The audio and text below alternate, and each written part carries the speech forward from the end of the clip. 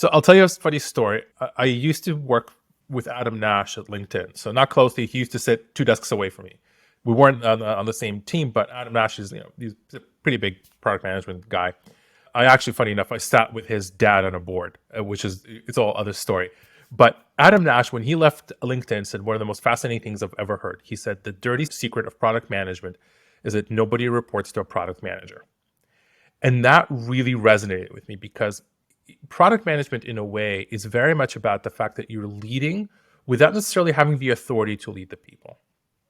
And Adam Nash, I don't think ever really defined the features that we need to be building at LinkedIn, but he had a very unique ability to inspire the engineers to come up with those features. He had a way of sort of setting the problem context, setting some of the issues there, and getting us to that solution.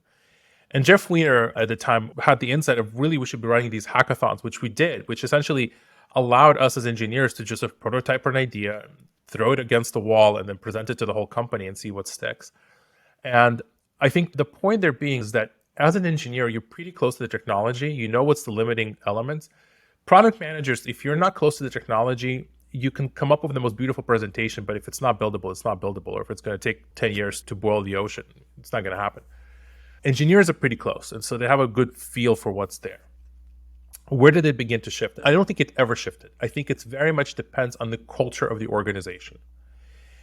LinkedIn was always very much both a product-led organization, but also sort of an engineering, sort of entrepreneurial type of organization, where the engineers were always given a lot of latitude to experiment, play around, prototype on the product side, not the infrastructure side. We suffered way many points on the infrastructure side, but on the product side, you were always inspired to, hey, play around, see what happens, see what sticks, let's see how we can get traction.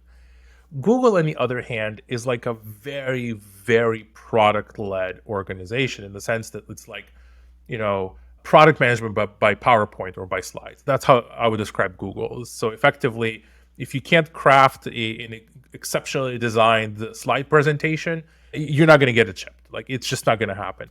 And I have plenty of stories of excellent things that wound up getting shipped behind the scenes that customers love, but that the product management just fought tooth and nail to not get them shipped because it wasn't on the right approved roadmap. And it's just a cultural thing, right? It really depends on the culture. And I think if you go to other company like Meta, they have a different culture for that. You go to Apple, again, different culture.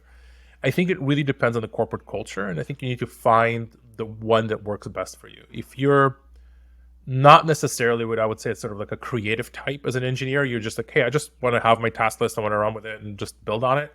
Google's great for that. If you have lots and lots of creative energy and you have lots of innovative ideas, you want to try things out, Google might not be the right place for that. So somewhere else might be better. But it's just a cultural element of what the company's like, what kind of product management culture it has seeded.